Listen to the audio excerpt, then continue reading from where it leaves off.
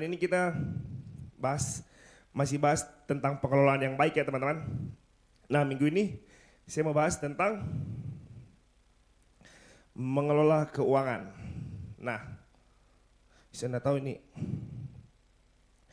mungkin karena saya orang bank atau mungkin saya yang paling banyak cicilan jadi saya dikasih tema ini teman-teman. Mengelola keuangan ya teman-teman. Nah sebelumnya saya minta maaf saya agak telat tadi kayaknya saya rasa siapa yang ngerasa Makassar agak rame minggu-minggu ini teman-teman. Aduh, sorry. Nah, boleh ditampilkan ya, mengelola keuangan teman-teman. Saya ambil ayatnya di dalam Lukas 16 ayat 10 dan 11 teman-teman. Boleh dibuka? Boleh ditampilkan di belakang? Nah ya. Oke, saya bantu bacakan ya teman-teman. Lukas 16 ayat 10 sampai 11. Barang siapa setia dalam perkara-perkara kecil, ia setia juga dalam perkara-perkara besar. Dan barang siapa tidak benar dalam perkara-perkara kecil, ia tidak benar juga dalam perkara-perkara besar. Jadi, jikalau kamu tidak setia dalam hal mamon yang tidak jujur, siapakah yang akan mempercayakan kepadamu harta yang sesungguhnya? Nah, saya bahas tentang mengelola keuangan teman-teman. Nah, dalam kehidupan kita sehari-hari, keuangan itu menjadi bagian yang tidak bisa terpisahkan, betul? Teman-teman, semua pasti dalam hidupnya kita pasti membutuhkan uang teman-teman. Teman-teman kesini pasti memakai uang untuk beli bensin, untuk bayar Grab, untuk naik Maxim teman-teman, atau naik Stride kan, bajai. Nah, selama ini kita bekerja, kita berusaha teman-teman, kita kuliah dan kita mengatur pengeluaran untuk memenuhi kebutuhan hidupnya kita teman-teman. Tapi saya mau bilang seringkali banyak orang berpikir bahwa keuangan hanyalah soal kita mampu mencari uang sebanyak-banyaknya teman-teman. Kita pikir mengelola keuangan itu bagaimana kita mencari uang sebanyak-banyaknya, mendapatkan uang sebanyak-banyaknya, kita bekerja kumpul uang sebanyak-banyaknya teman-teman. Nah, tapi saya mau bilang teman-teman, bagi kita orang percaya, keuangan adalah bagian dari pengelolaan dan tanggung jawab kepada Tuhan teman-teman. Yesus bilang dalam Lukas 16 ayat 10 sampai 11 tadi dibilang, Yesus mengajarkan sangat baik sama-sama kita tentang kesetiaan dalam perkara-perkara kecil, menentukan apakah kita dapat dipercaya untuk dipercayakan yang lebih besar teman-teman. Kalau mungkin kita dikasih uang 100.000 saja kita tidak bisa memanage-nya dengan baik 100.000.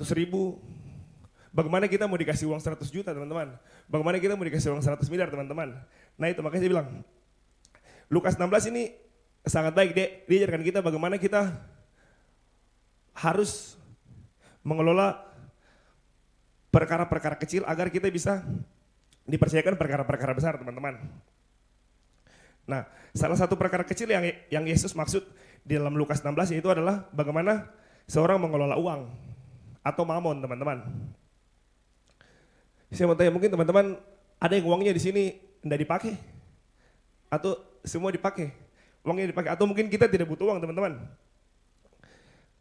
Kita mungkin cuma hidup saya, tidak butuh uang, saya hidup bukan dari uang kok. Nah, saya bilang teman-teman, saya wajar teman-teman, kita sebagai orang percaya, sebagai orang Kristen, bagaimana kita mengelola keuangan, kita bukan hanya buat mencari, bagaimana mencari, bekerja, selesai kuliah, saya mau kerja di sini, kalau gajinya tidak cukup, saya mau kerja lagi, pindah lagi, kalau misalnya, belum sesuai gajinya dengan bulanannya saya mau pindah kerja lagi, cari lagi yang lebih banyak lagi gajinya, yang lebih banyak lagi gajinya. Nah kita sebagai orang percaya bukan seperti begitu ya teman-teman. Kita sebagai orang percaya bagaimana kita bisa mengelola atau memanajemen apa yang kita punya, apa yang ada pada kita teman-teman. Saya bilang kita harus mengelola uang secara baik dan bijak teman-teman. Semuanya itu kita harus hitung dalam hidupnya kita teman-teman. Mungkin yang mau nikah belum ada kayaknya ya. Yang mau nikah itu semua itu harus dikelola dengan baik teman-teman. Saya juga waktu saya baru mau nikah juga semuanya saya hitung. Mulai dari baju sampai kemana pun saya hitung. Apakah harta yang saya miliki ini cukup untuk membiayai ini atau belum teman-teman. Sampai mungkin kita berencana berumah tangga juga, ya saya ini sebagai laki-laki saya pasti pikir, saya cukup tidak ya? Apakah saya sebagai laki-laki yang bertanggung jawab untuk membiayai dan bertanggung jawab atas saya punya istri dan saya punya keluarga teman-teman. Saya yakin begitu juga buat teman-teman yang ini kuliah teman-teman. Saya yakin orang tuanya kalian datang menguliakan teman-teman di sini, semua pasti sudah dengan hitung-hitungan yang menurut mereka bisa lah begitu. Nah mungkin teman-teman datang buat kuliah di sini, terus yang orang tuanya teman-teman cuma bilang datang mau kuliah deh, nanti itu di ini pikir ada gitu. Datang-datang saya itu nanti berangkat mau ke saya dulu, sampai di Makassar ada aja itu. Nah saya yakin tidak kayak begitu ya teman-teman. Nah siapa ya teman-teman, kita juga harus begitu teman. Uang bulanannya kita juga setiap bulan yang kita dapat, bagusnya atau sarannya saya, kita harus hitung. Atau mungkin kalau saya punya uang bulanan itu saya harus pisah-pisah begitu. Saya punya gaji saya sudah pisah-pisah memang. Segini buat ini, segini buat makan, segini buat biaya hidup, segini buat nongkrong. Tapi kayaknya sekarang sudah tidak ada nongkrong lagi teman-teman. Nah itu teman-teman, melalui ayat Lukas 16 tadi ayat 10 sampai 11, saya banyak teman-teman belajar bahwa uang itu bukan sekedar alat transaksi teman-teman, tapi juga alat yang Tuhan pakai untuk menguji kesetiaannya kita teman-teman. Cara kita mengelola uang menunjukkan apakah kita hidup dengan hikmat dan takut akan Tuhan atau tidak teman-teman sebenarnya. Nah karena itu firman Tuhan memberikan kita prinsip-prinsip yang akan menolong kita mengelola keuangan dengan benar teman-teman. Nah saya mau bagikan ada beberapa prinsip penting yang kita dapat belajar dari Alkitab agar keuangan kita menjadi berkat dan bukan menjadi sumber masalah dalam hidupnya kita teman-teman. Nah saya mau bagikan ada 3 prinsip mengelola keuangan menurut firman Tuhan teman-teman. Saya mau bagikan 3. Yang pertama itu kita harus sadar kalau semua berkat dari Tuhan teman-teman. Kita buka di Yakobus 1 ayat 17 ya. Nah dibilang setiap pemberian yang baik dan setiap anugerah yang sempurna datangnya dari atas, diturunkan dari Bapa segala terang. Nah saya bilang teman-teman, yang pertama itu kita harus tahu dalam mengelola keuangan, kalau semua berkat yang kita dapat, semua berasal dari Tuhan teman-teman. Semua berkat yang kita dapat, semua penghasilan yang kita dapat, semua uang bulanan yang kita dapat, semuanya teman-teman, itu kita harus sadar kalau semua itu berkat dari Tuhan. Nah, di Yakobus tadi bilang, sudah sangat jelas menjelaskan ya, jika semua kita punya setiap pemberian yang baik dan setiap anugerah yang sempurna datangnya dari atas, diturunkan dari Bapa segala terang. Nah di sini dibilang semua yang kita punya adalah anugerah dari Tuhan gitu teman-teman. Semua pekerjaan kita, mungkin semua usaha kita bisa kuliah sampai di kota ini, itu bukan karena kita teman-teman. Kita harus sadar, semuanya teman-teman, kita harus sadar bahwa semua itu berkat dari Tuhan teman-teman. Bukan karena kita teman-teman. Nah coba kita buka di Mazmur 24 ayat 1 dibilang, Tuhanlah yang mempunyai bumi serta segala isinya, dan dunia serta yang diam di dalamnya.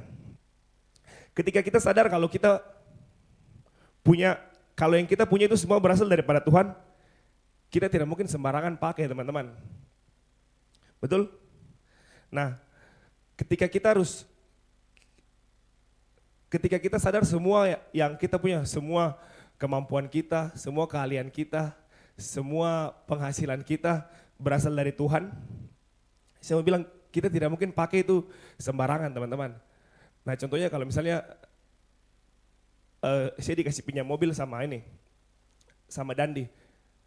Saya tidak mungkin saya pakai mobil itu buat balap-balap lah, buat konvoi-konvoi lah. Sekarang saya lihat di Makassar Info banyak yang konvoi-konvoi, pas sahur gitu, sahur on the road begitu kan, konvoi-konvoi begitu.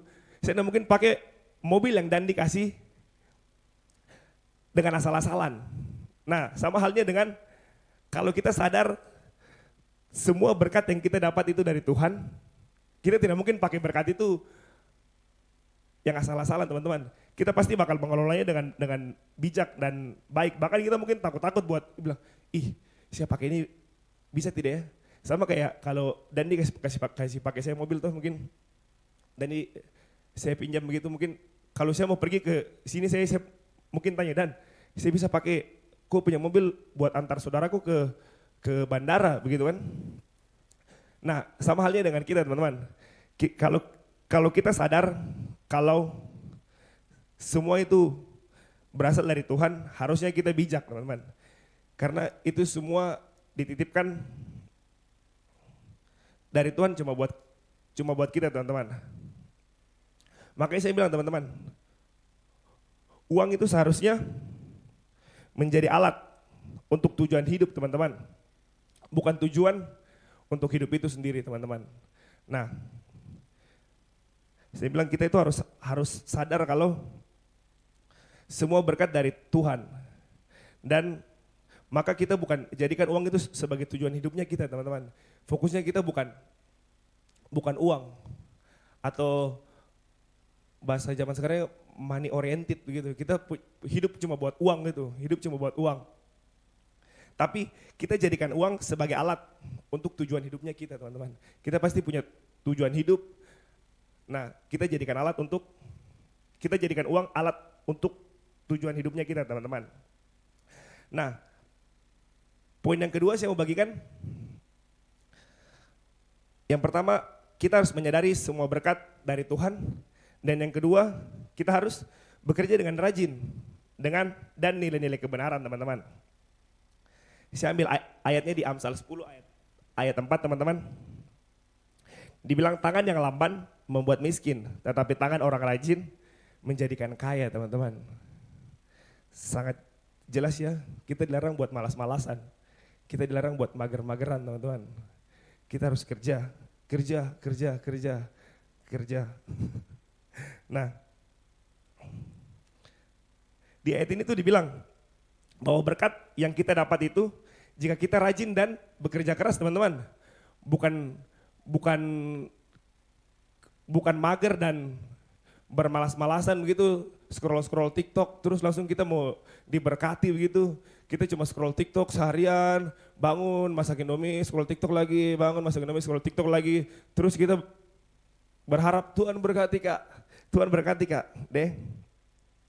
Nah, saya bilang Tuhan tidak membuat kita untuk hidup dalam kemalasan teman-teman. Saya ingat itu dulu waktu kecil, ya dulu saya juga malas ya, mungkin karena saya bilang malas buat bangun pagi teman-teman, malas buat pergi sekolah teman-teman. Saya bilang aduh malas ini bangun pagi, tapi sekarang kalau saya tidak bangun pagi, saya punya anak sama saya punya istri tidak makan teman-teman. Jadi itu yang menjadi patokan dan cicilan tidak terbayar teman-teman. Nah, saya punya bapak tuh selalu bilang, bangun kok pagi kerjaku. Kalau misalnya Sabtu begitu libur, bikin ku apakah begitu. Di Amsal juga dibilang kan, hai pemalas belajarlah pada apa? Semut teman-teman. Semut, lihat dan jadilah bijak teman-teman. Semua pernah lihat semut? Saya yakin semua pernah lihat semut ya teman-teman. Semut itu kecil tapi dia tidak pernah berhenti berjalan teman-teman. Jalan saya terus cari makan, cari di mana ada makanan, dia pasti cari, dia bergaul mencari begitu, dia tidak ini berhenti teman-teman. Semut itu berhenti, saya lihat itu di saya punya rumah juga begitu, semut jalan dari tembok, saya bilang, ini mereka cari apa ini?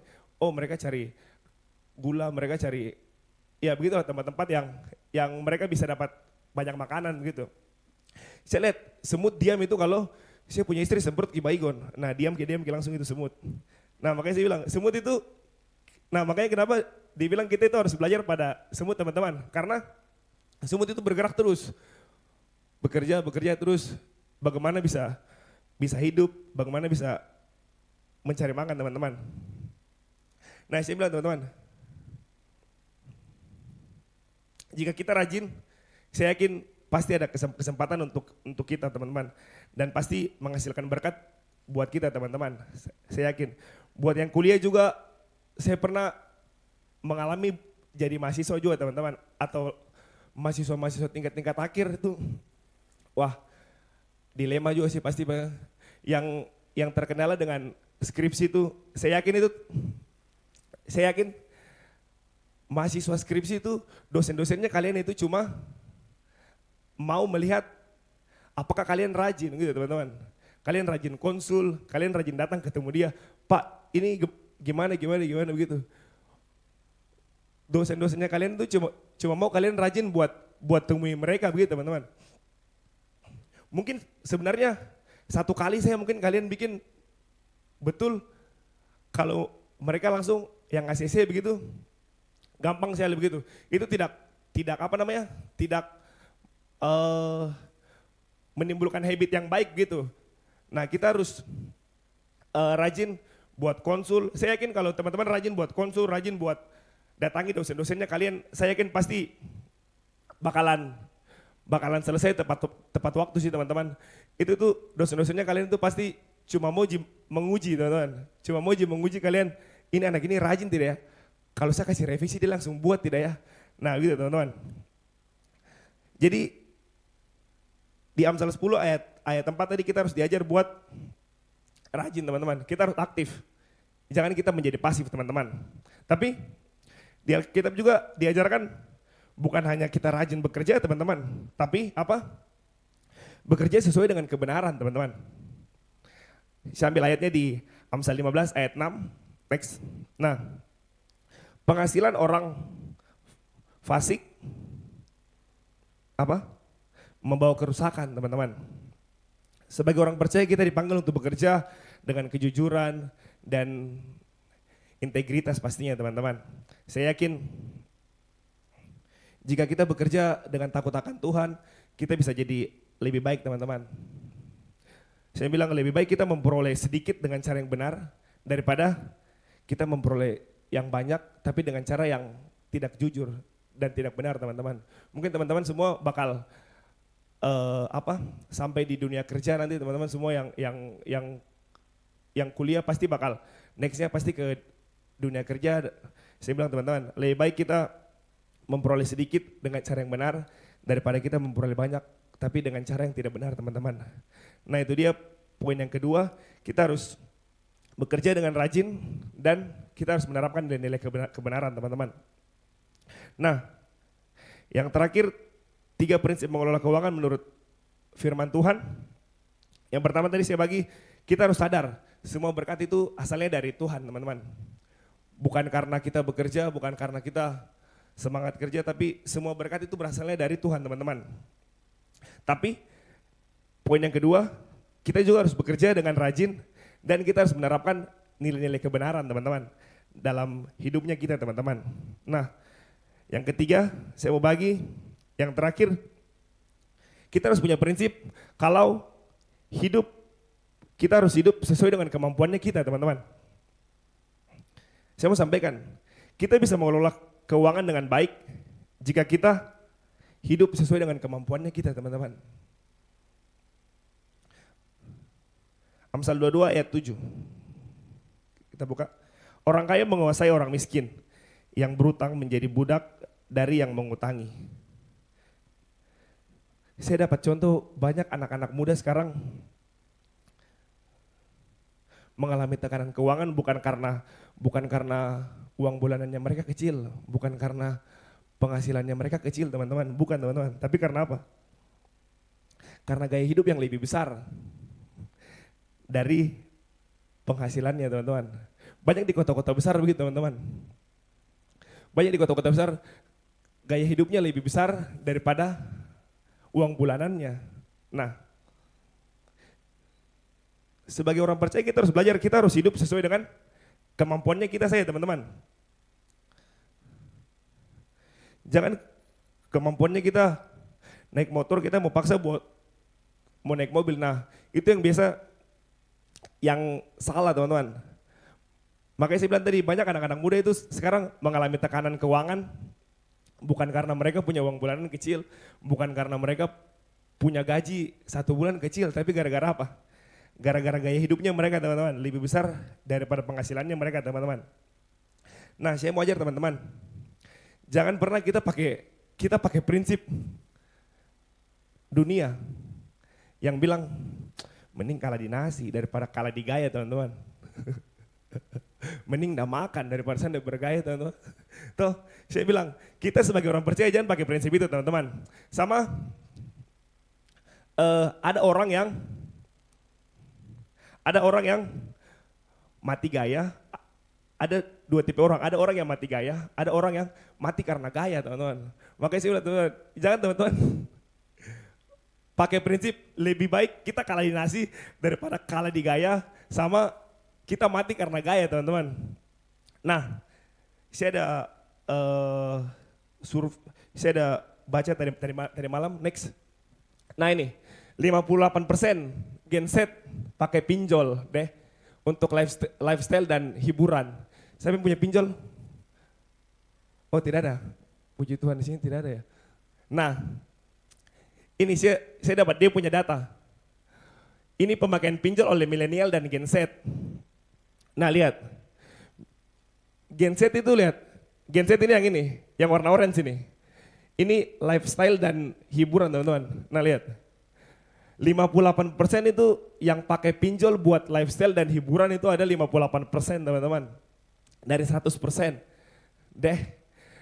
Nah, milenial itu pakai pinjol itu buat kebutuhan rumah tangga, buat usaha bisnis, buat biaya pengobatan, biaya pendidikan, sama buat kerja teman-teman. Tapi Gen Z dia beda teman-teman. Gen Z dia pakai pinjol buat apa? Buat lifestyle. Lifestyle dan hiburan teman-teman. Nah itu teman-teman ya. Banyak anak-anak muda sekarang bukan kurang uang, tapi banyak gaya. Makanya dia bilang, stylenya yang dikasih tinggi. Begitu teman. Dari gengsinya teman-teman. Nah makanya saya bilang, ini pinjol berasal dari gaya hidupnya kita yang tidak sesuai dengan kemampuan hidupnya kita teman-teman. Gengsinya kita teman-teman. Mungkin temannya kita beli HP yang kameranya 2. Deh, nggak bisa ke saya nih, harus beli HP yang kameranya 3. Dibeli lagi yang kameranya 3, deh nggak bisa ke saya nih, harus beli yang kameranya 4. Beli lagi yang kamera 4, deh nggak bisa ke saya, harus beli yang lipat 2. Sekarang kan sudah ada yang HP yang lipat 2.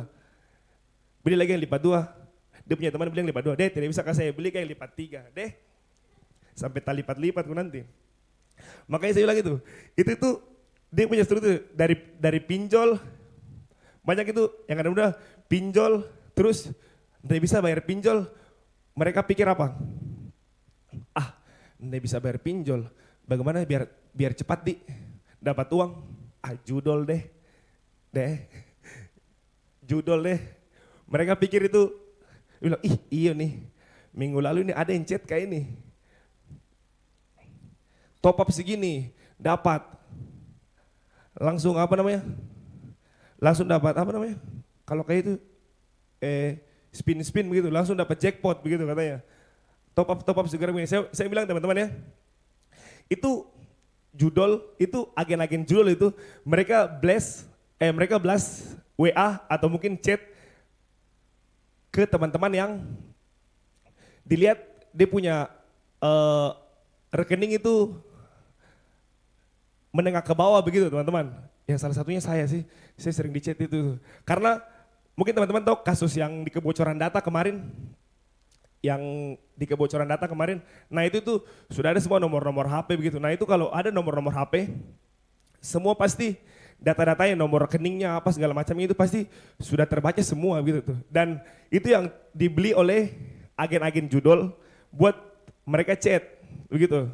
Buat mereka chat, dia bilang ini rekeningnya cuma 10.000, bisa lah ini saya pakai.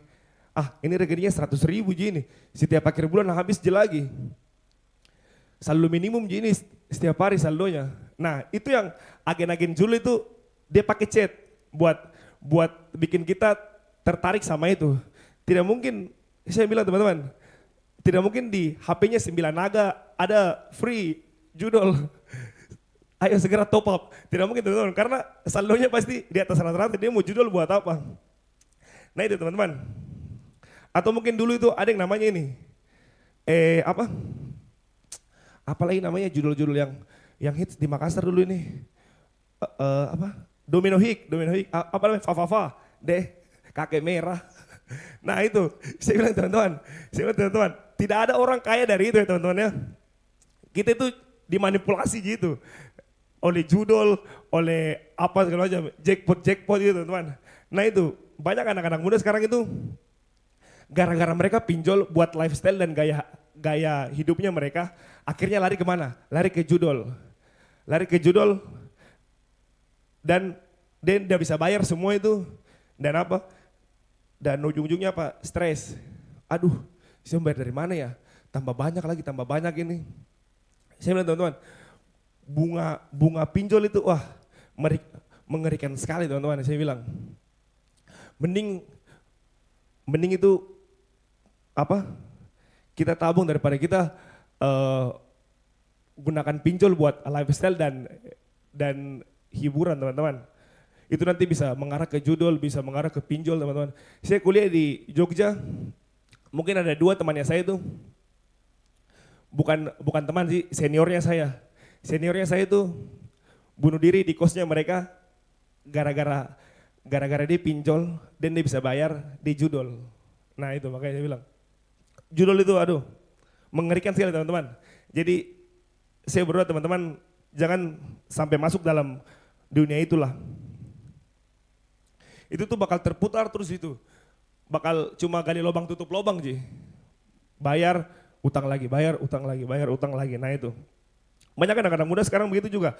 Dan saya lihat juga banyak anak-anak muda yang menjadikan kiblat hidupnya mereka itu TikTok. Aduh hidupku harus sesuai artis TikTok deh. Sesuai selebgram TikTok deh.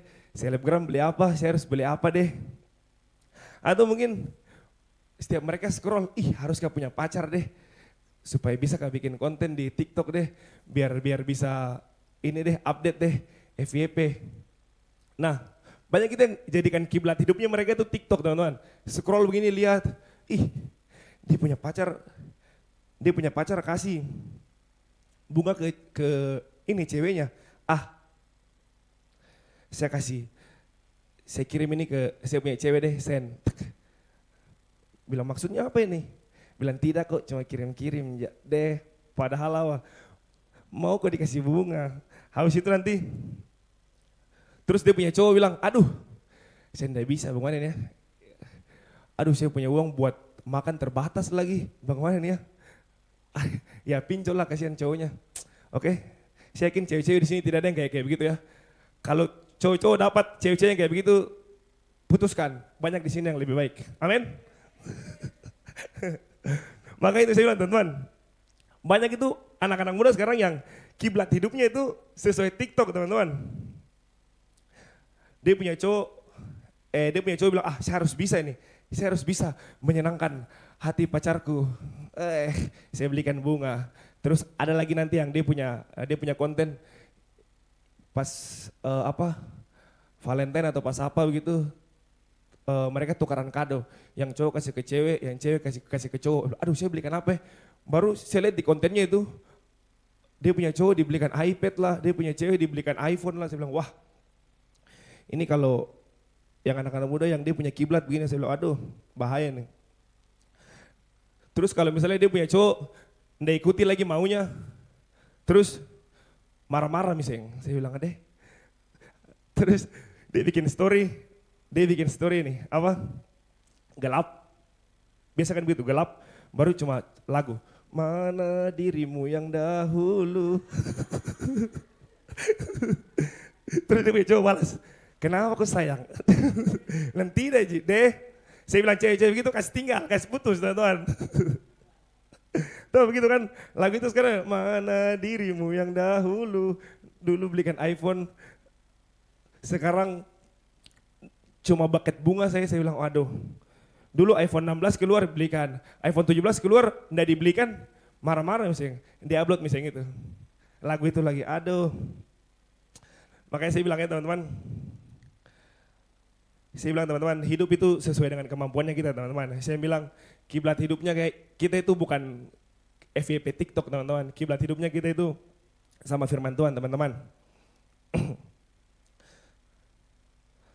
Jangan jadikan TikTok sebagai standar hidupnya teman-teman, sebagai standar keberhasilan teman-teman berpasangan, sebagai tanda keberhasilan teman-teman. Oh, kalau sesuai dengan TikTok, saya punya hubungan berhasil. Sesuai dengan TikTok, saya punya hubungan sempurna. Jangan ya teman-teman. Sebenarnya teman-teman, jangan kita jadikan hidupnya kita, jangan kita jadikan hubungannya kita yang pacaran, jangan jadikan TikTok sebagai kita punya kiblat gaya pacarannya kita begitu teman-teman. Kasih apa segala macam, kasih kado bisa, tapi sewajarnya teman-teman. Yang kita mampu saja teman-teman. Tuh, mending nonton TikTok nonton rajin, tuh. Ting ting ting ting ting ting ting ting ting ting ting ting ting ting ting ting ting. Kan mending rajin teman-teman. Dia kaya tapi dia merendah tuh, bukan? Dia kaya tapi dia merendah, dia mau ini mengetes ininya pacarnya. Tuh, semua bermula dari show you. Dia bermula. Nah, rajin kan begitu kan teman-teman. Nah, saya bilang teman-teman, itu tadi 3 prinsip buat kita agar kita bisa mengelola keuangan dengan baik teman-teman. Yang pertama yaitu kita sadar semua berkat yang kita punya itu dari Tuhan, dan yang kedua itu kita harus bekerja dengan rajin dan nilai-nilai kebenaran, sama yang ketiga yang paling penting kita harus hidup sesuai dengan kemampuannya kita teman-teman. Saya harap kita yang di sini jangan hidupnya kita seperti anak-anak dunia yang standar hidupnya mereka sesuai dengan sosial media, standar hidupnya mereka sesuai dengan TikTok, dengan Instagram, dengan apapun itu di sosial media. Saya harap hidupnya kita sesuai dengan firman Tuhan teman-teman. Saya mau tutup dengan ini teman-teman, dalam 1 Timotius 6 ayat 6 dibilang, memang ibadah itu kalau disertai rasa cukup memberi keuntungan besar teman-teman. Sini Alkitab juga mengajar sangat baik. Ini Alkitab mengajar sangat baik dalam 1 Timotius 6 ayat 6 teman-teman. Mengajarkan tentang hidup kita harus dipenuhi dengan rasa syukur teman-teman. Ketika kita belajar bersyukur dengan apa yang kita miliki, maka kita tidak akan mudah terjebak dalam keinginannya kita untuk selalu memiliki lebih banyak teman-teman. Hidupnya kita kalau disertai dengan rasa cukup, itu pasti membawa damai sejahtera dalam hidupnya kita teman-teman. Sama jika kalau misalnya kita paksa buat pinjol, kita paksa buat jual, tapi kita tidak damai sejahtera kan, jadinya kita yang setengah mati juga gitu. Makanya saya bilang 1 Timotius 6 ayat 6 mengajarkan kita harus hidup dengan selalu rasa cukup teman-teman. Kita harus bersyukur dengan apa yang kita punya, dan jangan kita memiliki keinginan untuk selalu ingin memiliki yang lebih banyak gitu teman-teman.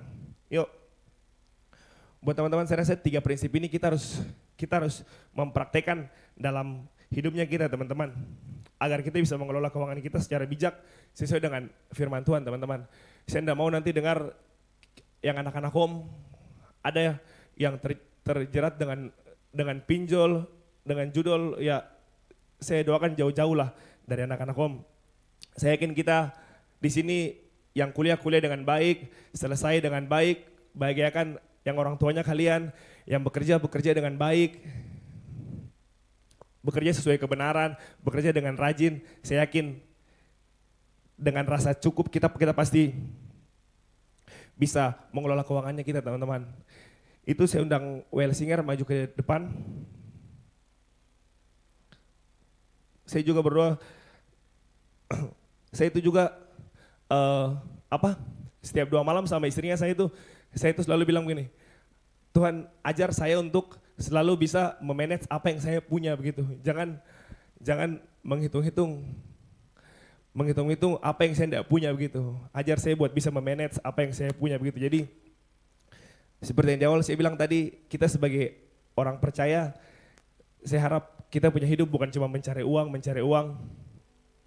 tapi saya harap kita sebagai orang percaya kita hidup, kita bisa mengelola keuangan dengan menggunakan 3 prinsip tadi teman-teman. Agar kita bisa menjadi berkat dalam hidupnya kita semua. Dan saya mau bilang teman-teman terakhir, kita harus mengenalkan Tuhan jika teman-teman rasa belum mampu buat mengelolanya sendiri. Karena slide yang terakhir karena saya bilang kalau hatinya kita dekat dengan Tuhan, kita tidak akan diperbudak dengan uang teman-teman. Makanya saya bilang teman-teman, kalau kita rasa kita belum mampu buat mengelola keuangan dengan baik, buat memanage keuangan dengan baik, saya yakin kalau kita berharap sama Tuhan, hatinya kita dekat dengan Tuhan, saya yakin kita tidak akan diperbudak dengan uang teman-teman. Saya selesai hari ini, tapi saya yakin Roh Kudus selalu menuntun teman-teman dalam setiap hidupnya teman-teman buat mengelola keuangan, buat hidup sesuai dengan kemampuannya teman-teman, dan semuanya teman-teman buat belajar bersyukur teman-teman. Semuanya teman-teman buat bangkit berdiri, kita angkat lagu bersamamu Bapa.